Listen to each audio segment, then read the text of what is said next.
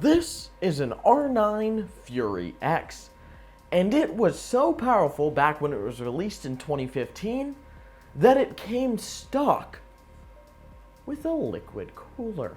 Alright guys, yes, in today's video we're going to be talking about this, the R9 Fury X. One of my, if not my all-time favorite graphics card.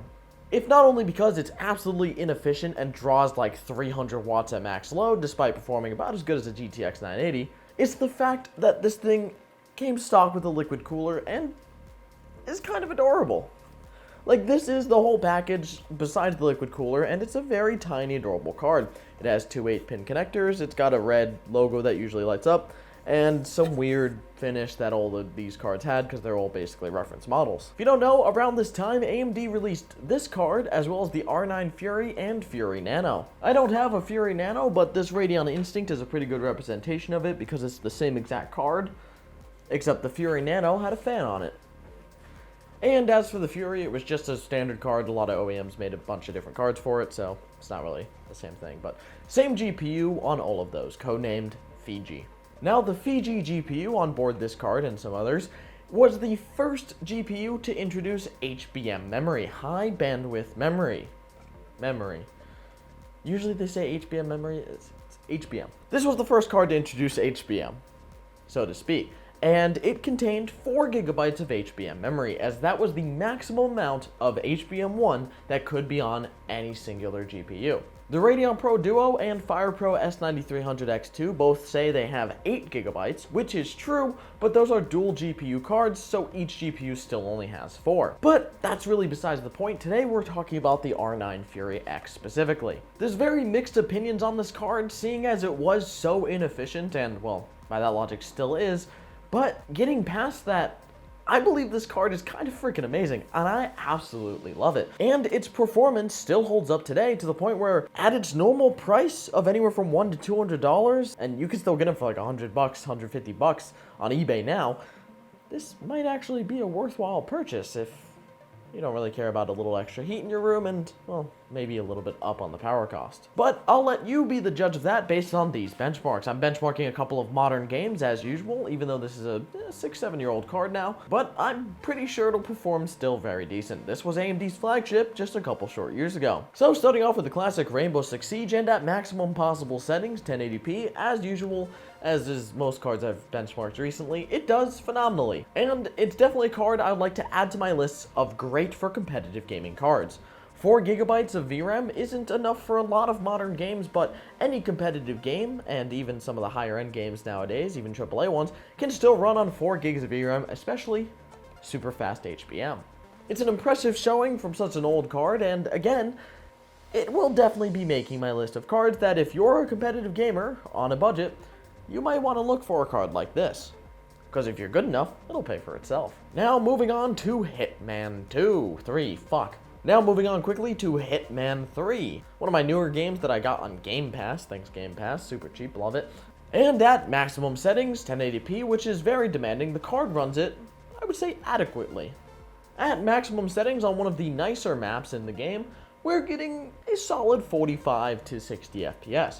Now, maximum settings in this game is very demanding, and quite frankly, I wouldn't expect you to run maximum settings with any card that's mid-range at all.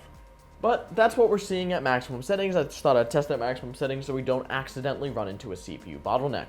As you can see by the memory usage, we're actually running close to our 4096 megabyte limit of our HBM memory.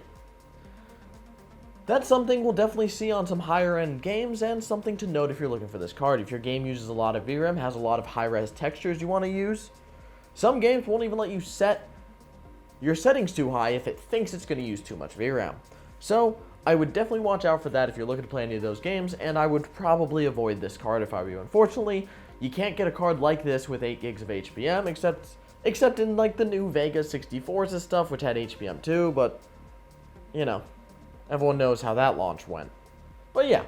But in the end, our graphics card performs adequately in Hitman 3, and if we lowered our settings, it would be more than 60 FPS, and I can guarantee we could definitely, with a good enough CPU, hit 140 FPS plus. Moving on to a slightly newer game to kind of display what I was talking about with VRAM, we've got Ready or Not, a game with very high resolution textures and very interesting reflections that are just, oh man, just very realistic and amazing. And as we can see, at some points, our VRAM usage spikes to almost 4 gigabytes. MSI Afterburner is a little bit inaccurate by a degree of about 50 to 100 megabytes on anything that is measuring, so you can almost guarantee we're using all of our VRAM at points in the map. Now, even with that, at high settings, 1080p, we're still seeing over 60 FPS, despite the fact that at some points, we are using all of our VRAM.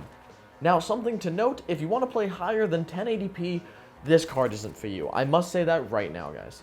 This card is not a 1440p or 4K graphics card, despite the fact that in 2015, it was advertised as a 1440p and 4K graphics card. This was meant to compete with the 980 and 980 Ti, and the HBM memory was added for the sole purpose of having super fast VRAM for higher resolution. Unfortunately, modern games just use more VRAM, no matter what. No matter what kind it is, they're going to use more of it. And at 1440p and 4K, the textures are just too high resolution for this card to be adequate. So for 1080p, I think this is a great graphics card despite being 4 gigabytes. But anything higher than that, I can say, do not buy this. Now, I'm going to have GTA 5 gameplay up just because it's here. There's really not much point talking about it. This is maximum possible settings, including MSAA and all that, just to note. And it runs fine. So my last thoughts on this card while GTA is running is that I do love it. I think it's really great. And quite frankly, it's still one of my favorite cards even today. The fact that it came stock with this massive freaking liquid cooler, it just has a special place in my heart. Now, despite being extremely inefficient and hot, the liquid cooler does keep it nice and cool at 40 to 50 degrees, depending on what we're doing in game. The thing is adequately cooled, and that's not an issue you're going to find with this card. Now, liquid coolers, especially the ones in here, aren't the greatest thing for longevity in terms of graphics cards, with just the sheer amount of heat going into them and the age of these cards. These are 7 years old, and I wouldn't use an AIO for 7 years. Then again, I wouldn't use many air coolers for 7 years, because those fans get gross. But it's just something to note and to watch out for on these older cards. Some people didn't run them so great, and pumps will die if not run properly. So that's really all I have for you guys today. This graphics card, again, will still always hold a special place in my heart, and will probably reappear on this channel a couple times, as I would like to get another one and run Crossfire on this thing because, well, I just simply love it. Besides that, that's all I have for you guys today. Thank you so much for watching. If you're looking for a good 1080p graphics card, honestly, I can definitely recommend the Fury X. Besides that, I love you guys, and I'll see you in the next one. Peace.